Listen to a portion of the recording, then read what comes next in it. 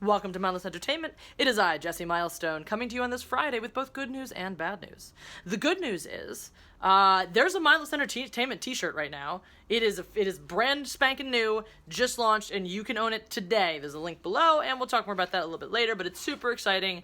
It's a great thing to have in this world, and we need good things in this world, because the bad news is, I saw Solo. I did. I didn't spend my own money on it, but I did go see Solo. And, alright, so here we go. Solo is the best movie of the year, clearly, hands down. Alden Ehrenreich has just completely replaced Harrison Ford in my life as who Han Solo is now. If you believe that, you're a fucking moron. Get off this channel. As I put in the titles, this is going to have all of the spoilers. All of the spoilers forever in this video, so in case you didn't read, I'm telling you now, you have no more excuses. I'm no longer responsible for your well-being. Okay, so here it goes. I have to psych myself up for this because this is gonna be tough for me, guys. This is gonna be tough. I have a very deep personal connection to the character of Han Solo, so this was not easy for me to deal with, for me to process. And I know a lot of you aren't seeing it, so because it's easiest for me to organize and the easy way through, I'm gonna try to go sort of somewhat chronologically. And yes, guys, this will probably have like more yelling and expletives than your average video. If you're not sure what I mean by that, go see the Last Jedi review and you'll get a better sense, or just keep watching this and you'll find out. Okay, so the very first moment in this movie when I let out a long sigh or a "you gotta be kidding me" happened pretty much immediately. You had your Long Time Ago in a Galaxy Far, Far Away, but we know they don't do opening crawls for their, Star Wars Stories movies. So instead, they had a completely unnecessary title card. Completely unnecessary. They title card it, blue text that tells you, oh, the galaxy is in chaos. It is a lawless time, or some bullshit like that. Which is stupid. One, because nothing had told you in the title card. Oh, it's a lawless time. There are street gangs, in Corellia, which is a shitty planet full of street gangs that also build ships. Great. First of all, we know, honestly, the majority of people going to see this movie already know that. Okay, there are kids. Great. You're gonna pick all this up in the first 5 fucking minutes. There's nothing in that title card that wasn't in the 5 fucking minutes of the film, so why are you wasting seconds out of my precious life to do this? Also, secondly, the galaxy is in chaos? It is a lawless time? No, it's fucking not. This is height of the Empire right here, right? And this is I've been trying to parse together this whole timeline because it doesn't quite gel totally in my head how some things here, there, whatever. But at this point, Han Solo is a good, 17 to 25, who knows? It's not really clear. It's really unclear, and there's a little passage of time in the beginning. But the Empire has been established, for a good long time. The time of unrest and chaos and war, yeah, obviously there's still some going on in some places, but most of that time was in the changeover from the Republic to the Empire. That shit already happened, movies ago. So no, it's not a time of all this unrest. It's actually quite outside of the rebellion, it's a relatively peaceful time. It's, some planets are we don't really like being overruled by these people or being enslaved, but honestly, you can have peacetime in the time of dictatorships, and that's what you got right now. So that's some bullshit right there. Okay, that's dumb, that's bad, great. Now, enter movie. Very first thing that happens, right? We see Han boosting a speeder. Little Han Solo, his face looks like he's about to shit his pants. Great. We start there. Little Han Solo shitting his pants. Takes his speeder back to where, he's apparently a runaway that we learned from the title card. He's a runaway who lives at this, in this shitty shithole with this crime boss, whatever, who's called Lady Proxima, which we learned from the title card, and because people say it multiple times at the beginning of the movie. So once again, completely unnecessary title card. So he gets back there, and immediately, who does he run into? Emilia Clarke's character, qi'ra. Okay, I have to stop right now. We just have to start with this right here, right now. qi'ra, spelled Qi'ra, pronounced Qi'ra.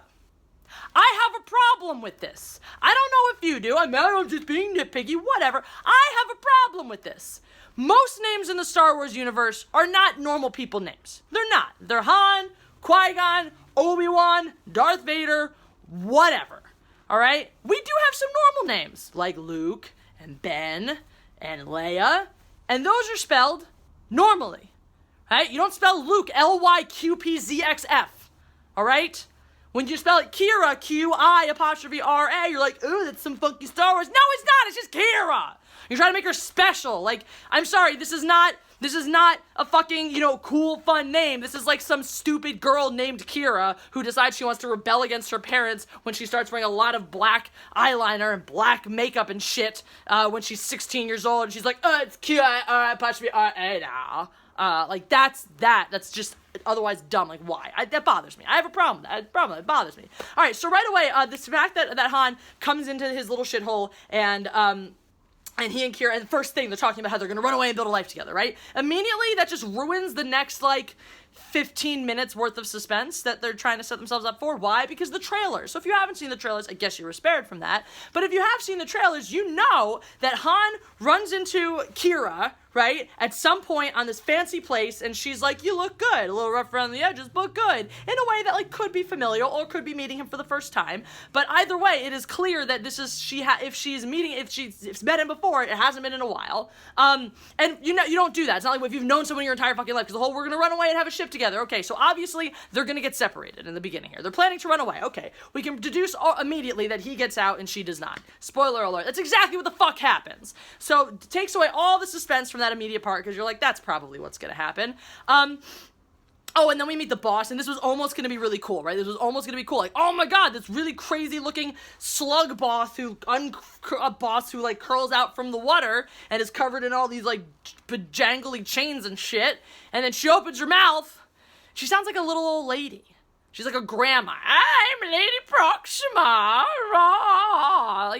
Really fucking have some sense of creativity. Yeah.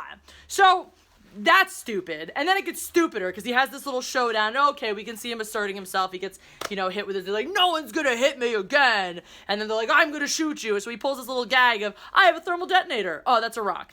No, it's not. It's armed. Okay, that was a ridiculously stupid thing to do, period. Also, it's just the whole oh, you can't stop me. Why? I'm holding a thermal detonator. Where have I heard that before? Oh, right! We can't make up our own little ruse. We can't make up something similar but different. We have to just copy an exact moment from Return of the Jedi. Because why would we bother writing things that are even remotely original when we could just borrow things that have already happened and nobody will notice? And if they do notice, we'll be like, haha, fan service, you're welcome. Fuck you. So all this shit happens, and it's okay. You have a chase scene. All the chasey, actiony scenes are fine. They're fine. It's a fun chase. And I actually, one thing, there are a couple things this film does well. One thing I thought it did do well was the tone of the humor. I thought it captured what Star Wars humor is supposed to be. There's a lot of situational comedy in oh, this thing is supposed to work and it doesn't. And then there's some dry wit and some snappy lines here and there. So that they actually managed to do. Wow. Good job. It'd be great if you got anything else about this movie right. They did one or two other things. We'll get to those, but mostly fucking no. Han goes to the whole thing. She doesn't get what he does. He's gonna join. The whole reason he's gonna go join the Empire, which is again a stupid ass idea. I'm gonna join the Empire so I can learn how to fly, so that I can come back and rescue my girlfriend. That's already a terrible plan, but fine. He goes up to the guy, and two horrible things happen here. First thing is him saying, "I'm gonna be a pilot, best in the galaxy." That doesn't sound like a thing Han Solo ever would say. That sounds like a thing Luke Skywalker would say, because the way we've written young Han is basically Luke Skywalker. Why? Because, God forbid, we should have a man that's actually, masculine and assertive and good at things. No, he has to be, if he's gonna be assertive at all, he's just a yuppie little naive bitch who hasn't learned his place in the world yet. Because that's the only kind of man that's acceptable to womankind, apparently. Except I find it completely abhorrent in a sexual partner, so whatever. What do I know? And then, of course, we get, this is how Han gets his name. Han, what's your last name? I don't have one. I'm alone. Ooh, okay, alone. Alone by yourself, single, solo! Really? Why can't his name just have been Han Solo? And this also doesn't make sense, by the way, which we'll get to later on. Or fuck it, we'll just get to it now. Things that don't make sense. More things don't make sense in this, things that don't make sense in this movie, right? So Han is this, little runaway who's been on the streets since he's 10, but he does have a father that he knew, because the whole bit with him, later with him and Lando, he's like, my dad used to build these ships. Like, wow, that's impressive that you remember that from like 9 years old and before. And so it begs all these questions, opens up all these questions. Why did you run away? Why did you leave home? What was wrong with your father? You don't have a relationship with him, okay, but you also, like, haven't seen, you don't even know if he's alive. Is he alive? Is he dead? Who knows? What the hell? Was he a bad father and just died early, or was he a fine father and ditched you, ran out on you? Like, what? All these fucking questions. And at that point, too, okay, you lived with your father long enough to be aware of the exact type of ship he was building. You had a fucking last name. People who run away are not usually like, I will forsake my last name. I guess sometimes they do, but in this situation, it seems like, oh, I gotta sign up for the army and they need a last name. Well, here's my last name, because this has just always been my last name. Like, that's just, you have a fucking last name. So the fact that we're gonna make up and just contrive this whole, and like this most on-the-nose way humanly possible, like, so you're alone, we'll call you Solo, and just to like cheapen everything else about his character forever. Every time Han talks about working alone, it's funny because his name is Solo, and he got that name because he is alone. Like, no, the whole point is that you just instinctively know that. You don't have to call it out. That's this whole fucking movie, by the way. All the dialogue in this movie, like 90% of the dialogue is like, this is exactly what I am doing right now. These are the thoughts that have just popped into my head, so I will voice them out loud for everybody's benefit, because none of the writers of this film have ever heard of subtext. Clearly not. Like, subtext, just fucking not a thing. Like, they took this whole idea of, let's make Star Wars a kids movie way too fucking far. Let's tell you everything. And even kids movies don't do that. Kids movies are chock full of subtext, because the parents have to have something to enjoy. I remember watching Ants when I was a little kid, and then watching Ants again when I was, like, in high school, thinking, holy shit, this movie is very, very sexual. And that's the nature of things. All decent movies have subtext. This subtext, none. Zero. And because the writers had no idea how to write subtext, that complicates a whole lot of things with Emilia Clarke's character, but we'll get to that. God, so he goes off, and then we get like a nice 3 years later, and he's on the ground in a war. Okay, what the fuck? Why is this happening? Oh, contrived plot, so that he can be in the right place to meet the right people, because if he was a pilot flying around, he wouldn't be on the ground meeting the people we need him to meet in order to further along the plot. So how do we justify him getting kicked out of the Navy? I got kicked out for having a mind of my own. That great line we heard in the trailers. Justified? No, not at all. Not justified, not paid off at all. I was kicked out for having a mind of my own, because I'm a rebellious teenager. Like, that's who his character is. It is literally Luke Skywalker with just like a little bit less whininess and a little bit more annoying douchebagginess. Like, that's it. Not even good, fun douchebagginess. Just like annoying, pathetic douchebagginess. Like, if Luke were just a little bit more confident that he could do the things that he wanted to do, because that's the only difference, is they're both yuppie and whining and all this stuff. It's just Luke didn't actually think he was going to get to do the things he wanted to do, and Han was like, I will, watch me. Which also is not super Han Solo-y in a lot of ways, too, because Han is very much, like, has always been the, I have confidence on the outside, but I totally have no idea what the fuck I'm doing, and I'm okay admitting that. At least to himself and probably Chewbacca. And that's, that false bravado, that's like a false bravado. He doesn't have false bravado. He has, like, real naive bravado, which is stupid and unappealing as opposed to fun and charming. So he's, and for some reason, the Empire is fighting these wars as if it's World War fucking I. Like, you have a World War I style trench in this movie. Why? No fucking clue. Alright, so he, like, butt fucks his way into Woody Harrelson's crew after, oh, by the way, let's throw him in a pit and chain him to the wall for punishment. Just like, the Rancor in Return of the Jedi, because we can't have original ideas. Enter the stupidest way they could have thought of to team up him and Chewie. And that's the whole upsetting thing, is like, you guys, they pulled stuff in this movie from the EU. They did. They took ideas, they took some stuff, they preserved certain things, in this, like, constant ideas, in this film, and one of the most powerful ones I always thought was this whole Han saved Chewbacca because Chewbacca was a slave and he was being beaten by the Imperial troops, and he stepped in and saved his life. That was great.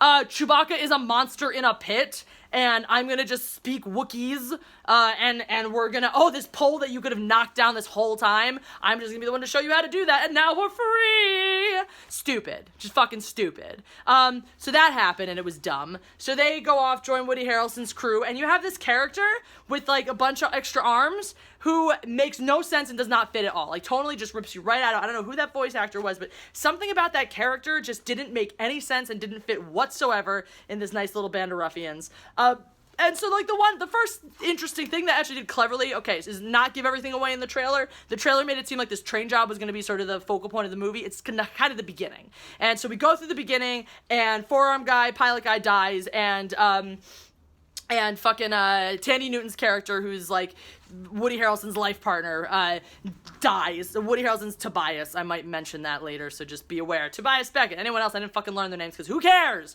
And it's so weird that Han has this like visceral reaction when he comes up to take over flying the plane, flying the ship, and the pilot dies. He has like this visual, oh my god, you're dead, and then Tandy Newton sacrifices herself, and he's like, oh my god, you're dead. I mean, this is I've been running scams on the streets since I was 10 years old. Really? Like, you've seen your brothers and sisters probably get tortured and murdered by your family. You shouldn't be like, oh my god, new people dying that I don't even know. I am so emotionally wrecked by this. You shouldn't be. Alright, enter Enfys Nest, which is still the stupidest name ever and impossible to say. Badass. We know because it was all leaked that, oh, she's a woman, so big reveal, whatever, spoiled over, so the whole, okay, we can enjoy the fact that, like, she's riding around, has a deep voice and sounds like a dude, and is a total fucking badass. Is like, wrench this cargo from you, fuck around, be awesome at stuff, be really good at fighting, be really fucking cool, and I'm like, alright, on board. I like this. I like this total, rough and tumble, badass, female character, villainous character. Finally, a good female villain, because as we all know, they took Gwendolyn Christie, made her Phasma, and fucking wasted that character. So now, okay, redemption. Great, we have a female badass. Hold that thought. We move along, we end up on Gangster Ship, and there's some things, okay, they did okay here. Gangster Ship looking like the, Jabba's floating palace. I'll buy it. I'll buy into that. I actually kind of like Paul Bettany and as his crime boss dude, whose name I don't care about. That is a good crime boss. And now we have Emilia Clarke's character comes back, right? Qi'ra's back. Woohoo! Oh my god, Qi'ra's back.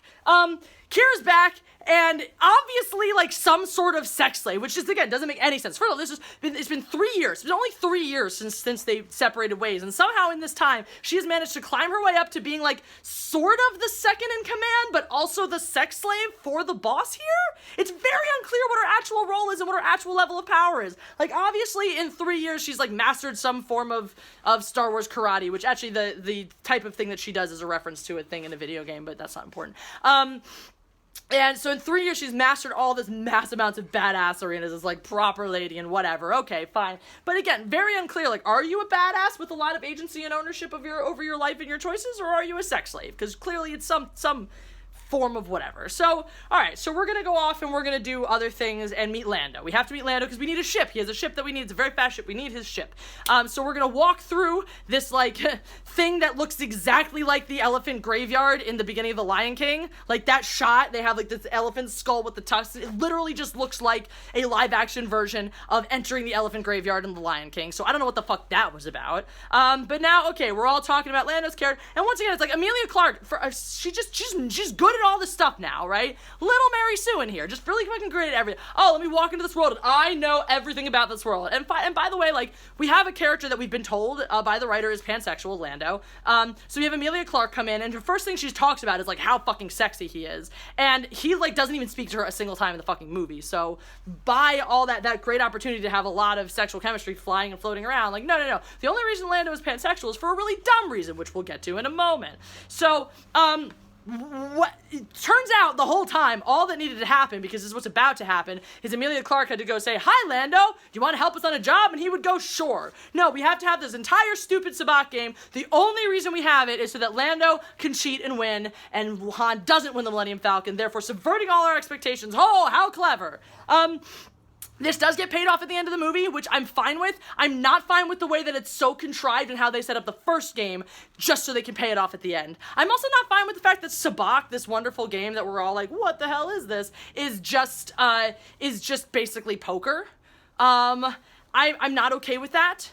I'm not okay with the line of dialogue. I heard a story about you. I was wondering if it's true. All right, everything you heard about me is true. That's fine. Lando's saying that's fine. He sells it, right? But it's just Han. Like, I heard you did this. Yes, that's true. Like, the whole thing, and I get that. I guess he was trying to come into this and play the dude, but it's just such bad acting in that moment of like, let me just tell you exactly everything. It's so fucking on the nose. The writing is fucking atrocious. And by the way, 50% of what comes out of Han's mouth is a question. Hey guys, what's up? What's happening over here? Hey guys, what are we doing now? Hey guys, what's happening next? Hey guys, what are you thinking? Hey guys, what do you think we should do? Like, literally, what the fuck? Are you a human being? Are you an adult or are you a 12-year-old child? Just, hey, what's going on? What's going on? What's going on? What's going on? I can't make any decisions for myself or do anything important. I just have to know what's going on. Fuck you. So anyway, that game happens for no reason. Lando cheats and wins, and then now they have a ship. Yay, it's the Millennium Falcon. Han sees the Millennium Falcon for the very first time. Enter forced fanfare so that we get a sense of gravitas that is not organically in the movie at all. Falcon does not really look like the Falcon yet. Of course, we have to, beat it half to death in order to get there. That's fine. Whatever. That's fine. We're on the ship. Woody Harrelson's still here, by the way. And he's teaching Chewie how to play the little chessy game. And great, okay, fine. That's like a cute little moment of, oh, look, Chewie learned how to play this game that he later gets really, really good at and offers to tear someone's arm out. And also there's dialogue that acts as foreshadowing, because literally everything Woody Harrelson says in this movie is blatant foreshadowing. Because why bother with good writing when you could just have, like, easy payoffs all written through your script to make yourselves look really clever. And that's fine that he's teaching him how to play the game. What's not fine is the fact that the move that you see is, like, the literally exact same one from A New Hope. Again, with the creativity here. There are a billion other pieces on this board. By a billion, I mean like 12. There are several other pieces on this board. Do fucking something else with another one. Not just like, oh, hey, they probably honestly just lifted the footage out of A New Hope and retooled it and was like, boom, here you go. That was easy. We don't have to CGI any of this. So that was fucking dumb. Yeah, so we go to Kessel, because there's a whole reasons. Who cares?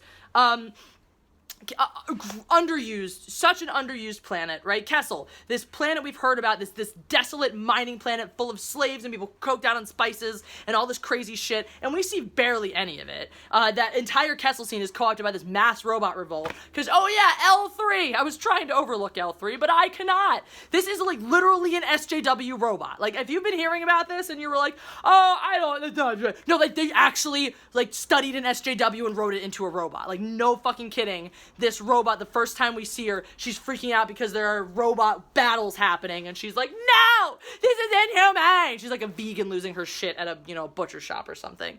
And is just like, and just in all of the ways, an obnoxious SJW. Like, not even just like, I believe in social justice, but like, I'm gonna be a sassy, obnoxious, cunty bitch to you every second I get because, nah. And I do like the justification from Lando. Oh yeah, I would wipe her memory, but she has a great nav system in her head, so I can't. Fine, the only reason you tolerate this salty bitch. I get it, whatever. So yeah, so we end up on Kessel, and she just, like, starts this robot revolt, and she's like, oh my god, it's my purpose in life, and okay. So this whole thing about let's liberate the robots, let's pull off all the restraining bolts, and now they're going crazy and revolting. First of all, most robots, if you take off the restraining bolts, just keep fucking doing what they're doing. We know this, because most robots, as far as we know in this original Star Wars universe, don't necessarily have restraining bolts. That's not, like... The whole thing was, we put one on R2, but we'll go get his memory wiped the next day. The assumption being, if we wipe his memory, we can take the restraining bolt off, because he's just going to then do what we tell him to do, because he's a fucking robot. And look, I'm all for a movie about robot sentience and asking those questions, because those are actual real questions that at some point in the development of our technology, as it's going, we are going to have to ask, and we are going to have to answer. Star Wars is not the vessel for that. Star Wars, and by the way, another, like, side along, not that important bit, is not the place to address this. Right? Because then what? Oh, all this robot consciousness stuff just went away. However many years later when we have the trilogy. These things people don't think about. You're dealing with an existing franchise here. You're dealing with an existing timeline. You don't just get to make up new things, right? No, there was never a fucking robot revolt on Kessel that had to do with robots, declaring for equal rights and shit like that. That's not a thing. That's not a part of the fucking Star Wars universe. Stop trying to make it one. Duh, that stuff bothers me. Like, I'm okay with that idea. I'm okay with that, just not in this fucking context. Oh, and then on the way to Kessel, by the way, we can't ignore this. We can't ignore this beautiful moment. This moment where where the Solo movie pointedly fails the Bechdel test, which... I don't know if you know about it. Bechdel test, it's a thing. It doesn't really mean anything. It's just kind of a fun thing to look at a movie and be like, are there at least two female characters with names? Do they have a scene alone together? And are they not talking about men in that scene? And, like, it's fine. Again, it doesn't really mean anything. It doesn't really mean anything that the movie's sexist or it isn't or whatever. It's just a fun little thing to do. But... And I'm okay with movies. I love most of my favorite movies fail the Bechdel test, like the original Star Wars. Who cares? But it's just so funny to me that they got so close, right? They took two female characters, if you want to consider the robot a female character, with names, L3 and qi'ra, and you stuck them in a room together, and they pointedly talked about boys. Like, oh my god, Han is so in love with you, and you're clearly committed to someone else. Like, yeah, I have the same problem because Lando is, like, so in love with me, and I'm so clearly not. And that was, like, a funny little side dialogue, and it was funny because it was so ludicrous and absurd. Like, obviously he isn't, come on. But it was, like, really silly the way she handled it with the, then sometimes I think maybe, and then nah, and, like, that was actually one of the funnier, like, the nice organic moments of humor in the video. Oh, look who came to visit us. Guys, the real Han Solo wants to say hi. This is my Han Solo. And he's very happy to be here. And by happy, I mean he thinks I should give him more food, even though I just fucking fed him. So that was stupid. So Kessel and all this, and like, sort of weird, like, Chewie only goes away to save some Wookiees so that Wookiees can come help them, and then comes back it was really, like, the only reason he went away was so he could come back at the opportune moment and save the day, just to create some more on-screen tension or drama, because they didn't really have any. And then, so somewhere in this whole fucking thing, oh, by the way, Lando has a million capes, and we don't know why. That to me was a little, like, we'll get to this. So L3 gets killed on the way back from all this, and Lando goes after her, and grabs her, and is the whole stuff that ensues between Lando and L3 lets you clearly know that, yeah, Lando was actually in fucking love with this robot, which is just doesn't, first of all, doesn't make sense to anything they've set up previously, and nothing they've set up previously has indicated this at all, and clearly, the only reason we were told that Lando's pansexual is so we can accept the fact that he wants to have sex with a machine? Like, he wants to fuck a robot? That's stupid! That doesn't make any fucking sense! Like, again, like, you created robot sentience in this movie for no real reason, and then you had Lando want to fuck robots for no real, like, that's just not a thing. Like, you're just, again, you're doing more than you're supposed to be doing. You're supposed to be making a fun fucking movie for us to all enjoy, and you're bringing up all these big themes that you're not dealing with properly, you're not having real discussions about, and you're just introducing flippity-floppity just to be like, oh god, look at how progressive we are. Like, you're fucking not. It's all fucking contrived bullshit meant to make, all these idiotic, moronic teenagers happy because I can relate to that. I feel like a robot sometimes too. Fuck off. So that's a thing that bothers me. So, we get the spice, we do the whole Kessel Run thing. I think that they actually did a decent job of handling, like, this is why the Kessel Run can be done in a shorter distance. That's fine. You had this weird monster cloud shit. I didn't really understand what they were going for there, but fine. I'll take it. It's Star Warsy, it's silly. I thought they went a little too hard with trying to recall the flying through the asteroid field in The Empire Strikes Back, to the point of, like, using the actual music in it and all that. Like, again, it's fine, it's fun, and that's a great soundtrack, but can you have something original, please? Okay, the gravity well, that whole bit was a little cool until the solution. The solution was, let's take some of this unrefined radioactive fuel shit and put it in our, like, fusion reactor, and kaboom, we'll fly away.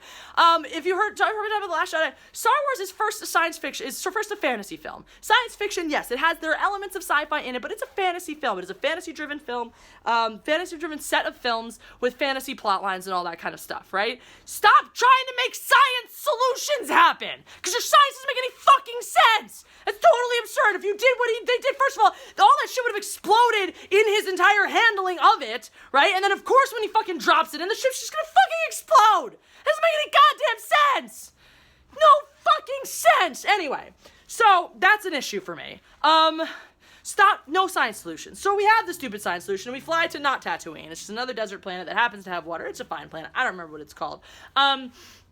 And we have this is where the movie just straight jumps the shark. It's just straight, like, nope. So you have some stupid moments, like, Han putting his arm around Lando saying, I hate you, and Han saying, I know, which is an obvious contrived callback to I love you, I know.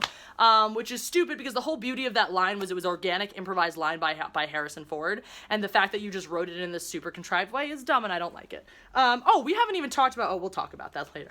We have so much more to talk about, guys.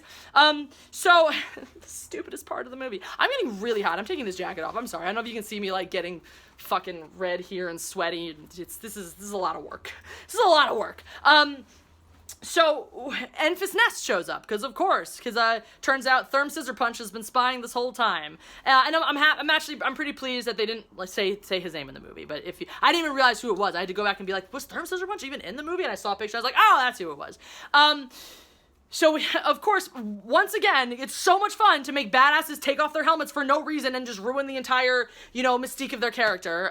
So we have this. We have Enfys Nest in this big showdown that's gonna be cool. Oh, but wait, we have to have one moment to prove that Han has learned absolutely nothing and interrupts Woody Harrelson's character with his whole big, this is my pretend plan! That it gets shot down just to make him look like an idiot. Because God forbid Han at any point in this movie should look competent or cool. Just maybe one or two flashes of brilliance when he's flying the Falcon, and the rest of the time, you just gotta look like a fucking pussy.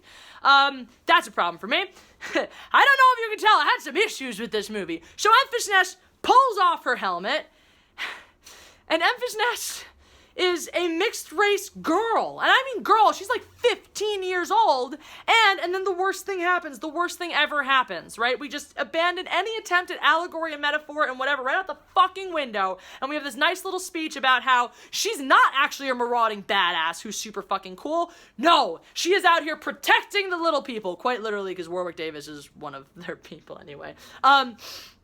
She is a defender of the oppressed. Yes, she is someone who goes around taking care of people who can't take care of themselves, defending the oppressed, and they call themselves allies. Are you fucking kidding me? Like, that's not, you just literally took a thing that exists in life, and it's like, here, we're doing this now. Because if you weren't sure before that the Empire represents oppression and bad stuff in the world, and that the rebellion represents the good and sticking up for those who need it, let's just write it the fuck out, and we'll show your little band of misfits, and include, like, a person who's actually in the real world, are midgets discriminated against? I don't fucking know. Maybe they are. Randy Newman in his song Short People definitely did that, but whatever. That was satire, guys. It's just like, right there, I'm like, I'm out. I'm hard fucking out. Anything I was gonna try to say, up until that point, I was like, all right, I can understand someone watching this movie and liking this movie. If they don't give a shit about Star Wars and what it actually is and what it actually means, if they don't give a shit about Han Solo or the rape and bastardization of his character, I can understand someone liking this movie. You get to that point, you're like, what the fuck? What the actual fuck? Like, are the writers just the laziest fucking human beings in the fucking universe? Are they the stupidest, most untalented fucks ever to get into a writing room? Why? And after that, everything was just like, nothing made sense at that point. It's like, oh, I'm gonna double cross you, and then double cross you, and double cross you, and double cross you, and double cross you, and double cross you, blah, blah, blah. And the result of the play is Woody Harrelson walks off with the goods, and we have this little like showdown between Paul Bettany and Han Solo, where Emilia Clarke is just kind of like, we'll see what I'm gonna do right now. And then in this completely pointless move, stops him from killing Paul Bettany, like pointedly stops him, so that she can kill him herself, which doesn't make any sense, because we later find out her whole thing was, I'm gonna kill you and take over. She could have taken over just as easily if Han had killed him. That's not a thing. We're not dealing with Sith. It's not like, I had to kill, and that's not even a thing anyway. None of it's a thing. None of these things are things. Like, it's just, there's no reason for that, other than maybe she wanted to. I don't know.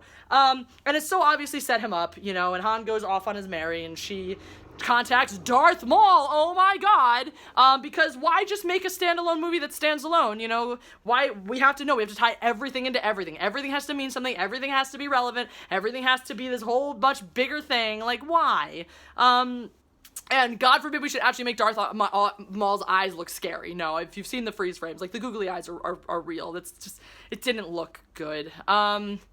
It did not. It did not. No, we're not doing that. We're not going there. So, here, the one good thing, one of two, the two best moments in this movie, you have to wait the whole fucking time to get there. One, you have Woody Harrelson going on this little rant about how you should never trust people and whatnot, and is clearly about to shoot Han, and Han pulls out his gun midway through and just kills him. You don't actually see Han firing the shot, which kind of bugs me in a weird way. Like, you just see him get shot, and you're like, I guess Han did it. But, okay, we were doubling down. Han shot first. Thank you for acknowledging that, Disney. The one fucking thing. Thank you for giving me that one fucking thing. It does not make up for all of the rest of your goddamn crimes. But thank you for the one fucking thing. And then the next thing that happens actually doesn't make sense, where Enfys Nest is like, hey, come join the rebellion, that we're starting right now, apparently, which is like, okay, timeline-wise, I don't think that really works. I don't think that this rebellion started now and just only had about, like, 9-ish more years to blossom before it became the thing it was when later on happened. I feel like the rebellion's probably been around since the fall of the Republic, but what do I know? So at this point, there's really no reason for Han not to. That seems actually, based on his character, the most logical thing to happen. Because the thing that happens to his character all fucking movie is that people tell him he's the good guy. Everyone, like Emilia Clarke and Woody Harrelson, you're such a good person. That makes you different from me and from everyone else. You're a good person. No, he's fucking not. That's the whole thing, is that he's not.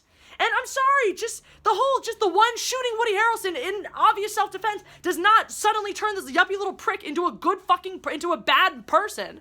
You got a long-ass way to go on that. So his whole turning down, helping out the rebellion, like, the obvious move, based on the character you have introduced us to and developed, the obvious move would have been like, yeah, I'm joining the rebellion, totally. That would have been the most obvious fucking move. And no, I'm just gonna go off and do my own thing, because I'm just gonna wander around in the desert, and it seems like, going to Tatooine would be great. Like, whatever. No, fucking no.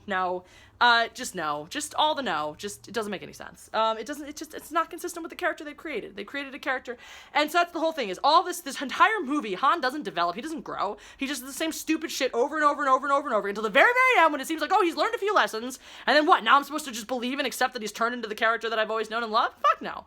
No, he didn't earn that. He didn't earn any of that. He just stayed consistently himself, this yuppie little idealist all movie, and what, now I'm supposed to just assume, like, well, we're not really going to talk about that. We're not really talking about how he turns into this toxic masculine character, because toxic masculinity is something we just want to forget about and just pretend like doesn't happen. Fuck you. Han is a wonderful man, and I love him exactly as he is, flaws and all. So fuck off, suck my dick, I will jizz force right in your face, because I don't give a fuck. I like my Han Solo as is, and that little bitch is now my Han Solo. So then we get this little sort of almost epilogue-y scene where he finds Lando, and he, without Lando knowing, takes his extra cheating cards and then wins the Millennium Falcon fair and square. The end, wrapped up with a neat little bow. So based on everything, that last scene, actually, I think they did okay. I think that scene they did just fine. And then the movie's over, and you're like, well, that was dumb. Why couldn't the entire movie have just been that one scene? Because I might have been marginally okay with that. Chewbacca does tear someone's arms off, which is slightly gratifying, I do admit, early in the movie. But, okay, so things we need to talk about that we didn't finish and we didn't quite get to on this one. Tonally, the movie's all the fuck over the place. It can't decide if it's trying to break out and be its own thing and be its own little heist movie that happens to exist in the Star Wars galaxy, or if it's trying to just be, like, again, everything has to mean something. It's all interwoven in Star Wars land. Dumb. Very dumb. But right now, let's talk about Lando. Let's talk about Lando, because I was excited for Lando. I thought, of all the things, fuck everything else, Donald Glover's gonna nail this. He's gonna fucking nail this. He's gonna knock it out of the park, and that at the very least will be fun to watch. So half the time he had this weird accent. I'm not really sure what it was, sort of like this faux British thing that did not sit right on him at all. It did not sound natural, did not sound organic. It didn't even sound like he was joking when he fucking did it, and completely took you out of the character. And you're like, what the hell is that? All right, but all that aside, and this is a writing issue, I think Donald Glover did the best with what he was given for the most part. They wrote him like a dandy. They wrote him like a little, I care about my clothes, I'm not too afraid of my blah. And again, this is a young version of Lando, so I could get that he could be into nice things and having nice things, but he doesn't have to be this fucking little pussy where we see him like, let me just dictate my life story. That's all I want to do right now. Like, seriously, I own 5,000 capes. Like, come on, you made him into a fucking little dandy, and why?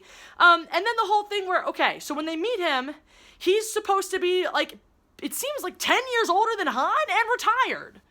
That's not interesting. First of all, it doesn't make any sense. Han and Lando are obviously the same age. Visually, in the trilogy, in this movie, visually, clearly, and the way they act, very much the same age. And then it's just, we didn't come here to fucking see retired Lando. We saw retired Lando. And retired Lando, by the way, looks very different than the Lando in this movie, so that doesn't really make any sense there either. We want to see Lando, most feared badass smuggler in the galaxy, which, by the way, they talk about, like, who's the most badass feared smuggler in the galaxy? Oh, by the way, he's retired.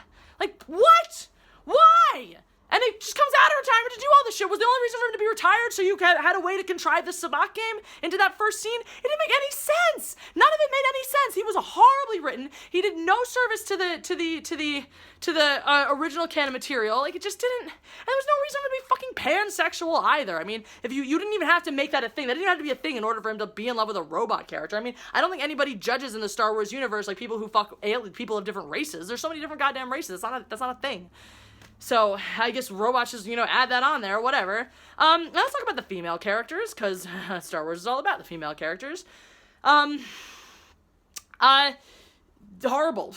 Once again, horrible. The best one, the by far best one, Tandy Newton, awesome, total badass. Dies in the first, 20 minutes of the movie. Just, gone, out. Because we can't have her, because she would be good at things. The would-be badass villain, as we said, 15-year-old little girl who's just, the leader of the SJWs, apparently. And then you have L3, SJW extraordinaire, everyone I hated in college, literally everyone who bullied me and everyone else in college. And then you have Amelia Clark, qi'ra.